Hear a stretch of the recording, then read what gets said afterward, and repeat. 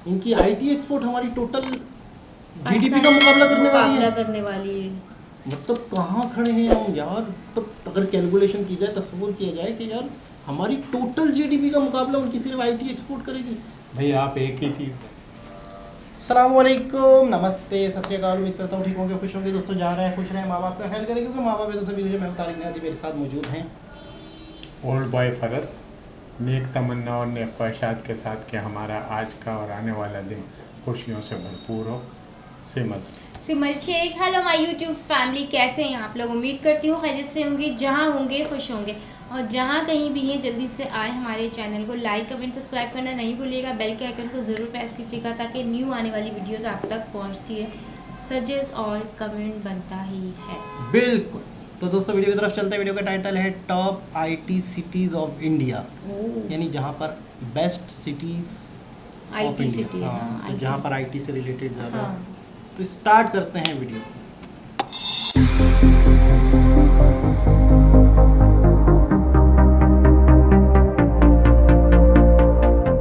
दोस्तों, India world का सबसे बड़ा आईटी एक्सपोर्टर है, जिसकी टोटल वैल्यू लगभग 320 बिलियन डॉलर है।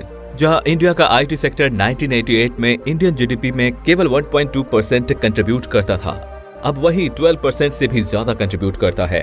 और ये ग्रोथ हर साल बढ़ती जा रही है, जिसके चलते आज इंडियन सिटीज के बीच आईटी सेक्टर में इन्वेस्टमेंट को अट्रैक्ट करने के लिए एक रेस लगी हुई है। इस वीडियो में हम आपको इंडिया की टॉप 7 आईटी सिटीज के बारे में बताएंगे, लेकिन उससे पहले अगर आपने हमारे चैनल को अभी तक सब्सक्राइब नहीं किया है तो इंडिया से जुड़ी इंटरेस्टिंग वीडियोस देखने के लिए हमारे चैनल को सब्सक्राइब कर लीजिए। दोस्तों, इंडियन सिटीज के बीच आईटी ग्रोथ की रेस में नंबर 7 पर है कोच्चि, जिसे अक्सर अरब सागर की रानी के रूप में जाना जाता है। यहाँ इन्फो पार्क जैसे कई आईटी पार्क हैं, जहाँ कई मल्टीनेशनल आईटी कंपनियों के ऑफिस हैं। इसकी स्ट्रैटेजिक लोकेशन, इंफ्रास्ट्रक्चर और वेल एजुकेटेड आईटी प्रोफेशनल्स ने दुनिया भर से इन्वेस्टर्स को आकर्षित किया है, जिसके चलते कोच्चि एक इम्पोर्टेंट आईटी हब के रूप में विकसित हो रहा है। कोच्चि के बाद इस लिस्ट में नंबर 6 पर है नोएडा। दोस्तों, नोएडा उत्तर प्रदेश की सबसे मॉडर्न सिटी है और ये शहर दिल्ली एनसीआर का हिस्सा है। नोएडा शहर न सिर्फ उत्तर प्रदेश बल्कि नॉर्थ इंडिया का एक उभरता हुआ मेजर आईटी हब है। नोएडा का वर्ल्ड क्लास इंफ्रास्ट्रक्चर काफी इन्वेस्टमेंट अट्रैक्ट कर रहा है। नोएडा ने बहुत कम समय में काफी डेवलपमेंट को देखा है। इस शहर में कई वर्ल्ड क्लास आईटी और सॉफ्टवेयर कंपनियां हैं, जिसमें TCS, HCL technology, Wipro, Infosys, Adobe और माइक्रोसॉफ्ट जैसी बड़ी कंपनियां शामिल हैं। दोस्तों, आईटी सेक्टर ग्रोथ की रेस में 5th नंबर पर है गुरुग्राम, जिसको हम गुड़गांव के नाम से भी जानते हैं। दोस्तों, गुरुग्राम रेवेन्यू के मामले में हरियाणा राज्य की सबसे बड़ी सिटी है, जो नोएडा की तरह दिल्ली एनसीआर में पड़ती है। गुरुग्राम के साइबर हब को आज कौन नहीं जानता। नॉर्थ इंडिया में आईटी से रिलेटेड लोगों ने कभी ना कभी गुड़गांव में जॉब जरूर की होगी। गुरुग्राम के पास वर्ल्ड क्लास इंफ्रास्ट्रक्चर है, जो day by day rapidly improve हो रहा है। गुरुग्राम घर है गूगल इंडिया के ऑफिस का, और ना सिर्फ गूगल, गुरुग्राम में सैकड़ों सॉफ्टवेयर रिलेटेड कंपनीज हैं, जिसमें 250 से ज्यादा फॉर्च्यून 500 कंपनीज के ऑफिस भी हैं, जिसमें TCS, Infosys, Wipro, HCL, tech Mahindra, IBM India जैसी सभी बड़ी कंपनियां भी शामिल हैं। और ये काउंटिंग काफी तेजी से इंक्रीज हो रही है। गुरुग्राम के सक्सेस के पीछे है गुरुग्राम की लोकेशन, जो साउथ दिल्ली के टच में है, जहां दिल्ली इंटरनेशनल एयरपोर्ट भी बिल्कुल पास में है। दोस्तों, इस ग्रोथ रेस में नंबर 4 पर है पुणे। महाराष्ट्र का ये शहर देश की फाइनेंशियल कैपिटल मतलब कि मुंबई के काफी नजदीक है, और इस शहर में एजुकेटेड स्किल्ड वर्क फोर्स की भी कोई कमी नहीं है, जिसके चलते आईटी सेक्टर यहाँ बूम पर है। पुणे का हिंजेवाड़ी एरिया देश का एक मेजर आईटी हब है, और छोटी बड़ी सभी कंपनियों को अगर मिला दे तो पुणे में अराउंड 800 आईटी कंपनियां हैं। दोस्तों, अब बारी है टॉप 3 आईटी सिटीज की। तो इसमें 3rd नंबर पर है चेन्नई। चेन्नई साउथ इंडिया का एक मेजर आईटी सेंटर होने के साथ साथ तमिलनाडु की कैपिटल सिटी है। चेन्नई अपने सॉफ्टवेयर सर्विसेज और एंटरप्राइज सॉल्यूशंस के लिए काफी मशहूर है। एक रिपोर्ट के अकॉर्डिंग ये देश की 3rd largest IT exporter city है, और आज इस शहर में कई बड़े आईटी पार्क हैं, जिनमें ऑलमोस्ट सभी एमएनसी के ऑफिस हैं। इस आईटी ग्रोथ की रेस में 2nd पोजीशन हासिल की है हैदराबाद ने। फ्रेंड्स, हैदराबाद में आईटी ग्रोथ इतनी ज्यादा हुई है कि लोग इसको हाईटेक सिटी और साइबराबाद के नाम से जानने लगे हैं। दोस्तों, हैदराबाद, चेन्नई और पुणे में आईटी ग्रोथ को लेकर हमेशा से काफी कंपटीशन रहा है, लेकिन हैदराबाद की आईटी ग्रोथ इंडिया तक सीमित नहीं है, बल्कि हैदराबाद एक मेजर ग्लोबल आईटी हब है। साथ ही ये इंडिया का लार्जेस्ट बायो इन्फॉर्मेटिक्स हब है।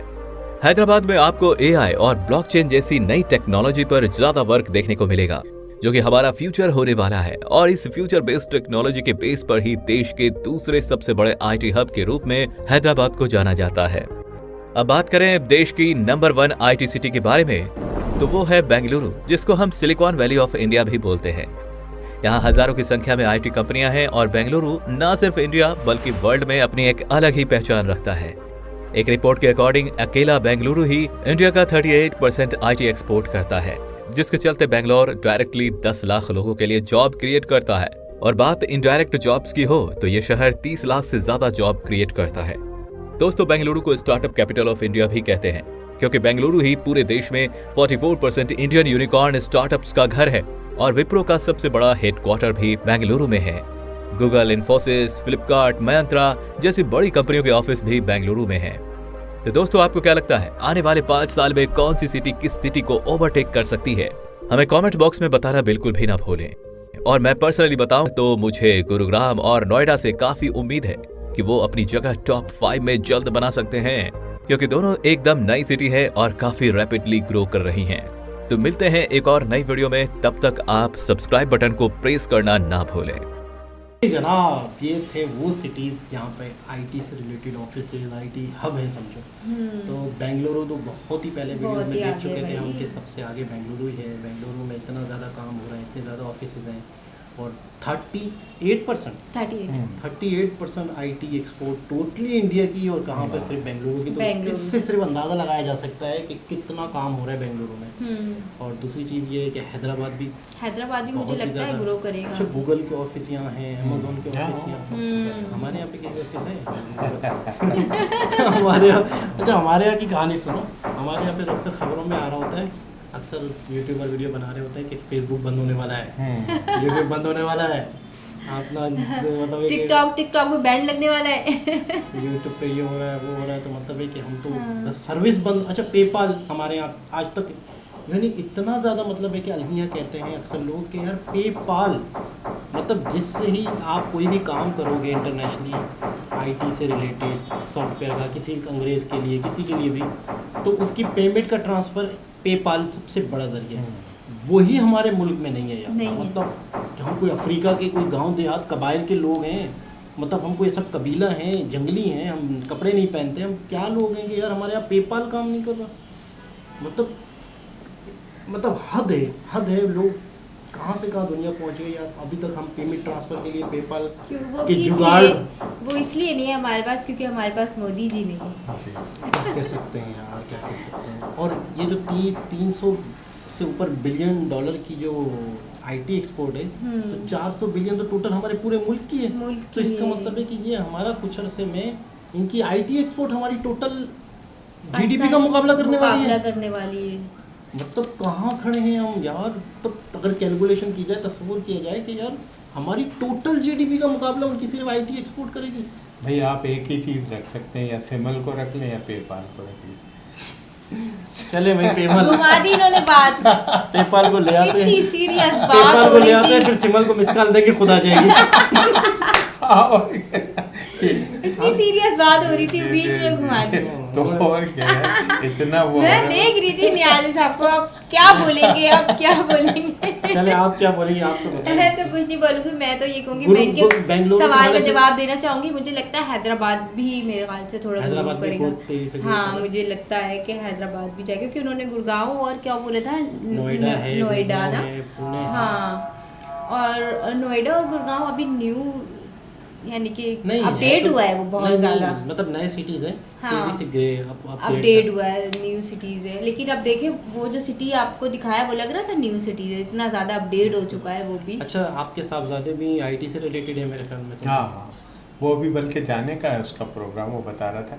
अभी तो हज वज के प्रोग्राम बन रहा था ना, तो शायद हज के लिए जाके फिर वो वापस आएगा, तो वहीं कंपनी की तरफ से इंडिया, हाँ इंडिया के। अच्छा, बता रहा था कि वहाँ पर मेरा प्रोग्राम, क्योंकि वो तो उधर जाता रहता है ना। मकसद ये कि जैसे जाता रहता है नहीं, मकसद ये जो यानी उसकी अपनी लिंक की कंपनी है, जैसे इटली चले गए, स्पेन चले गए, तो कंपनी के थ्रू कंपनी। हाँ, तो वो जो उनका, तो अभी इनका टूर बेंगलुरु का है। वो बता रहा था कि मैं अभी हज से वापस आऊँगा, तो फिर वहाँ का मेरा प्रोग्राम है। तो मैंने कहा वेरी गुड, ये तो बहुत अच्छी बात है। जी क्योंकि इसका मतलब ये है कि पूरी दुनिया आईटी से रिलेटेड आपस में जुड़ी हुई है। जुड़ी हुई है। नहीं अभी जुड़ी भी है दूसरे देखिए असल एक में कंपनी बात- के कई हेड ऑफिस भी होते होंगे, दूसरे हाँ, ऑफिस भी होते वो होंगे। भी होते हैं, लेकिन असल में बात ये है कि जैसे जब दुनिया में किसी कंट्री ने अपना वो मुकाम हासिल करना होता है ना, तो उसको कुछ ना कुछ चीज़ें अपनी दुनिया को दिखानी इनवाइट है। करने के लिए अपने मुल्क की स्टेबिलिटी दिखानी। मैंने बताया था ना कि अगर आप एक मिसाल के तौर से एक ऑफिस भी खोल रहे हैं, अगर उस ऑफिस कि अगर कोई प्रोडक्ट्स वगैरह आपको, तो उस ऑफिस का पहले एटमॉस्फेयर अच्छा बनाएंगे, सिक्योरिटी अच्छी बनाएंगे, खूबसूरत होगी जगह, उसके एक तरीके से हिसाब किताब वो प्रेजेंट करेंगे। जब कोई बंदा आएगा, अगर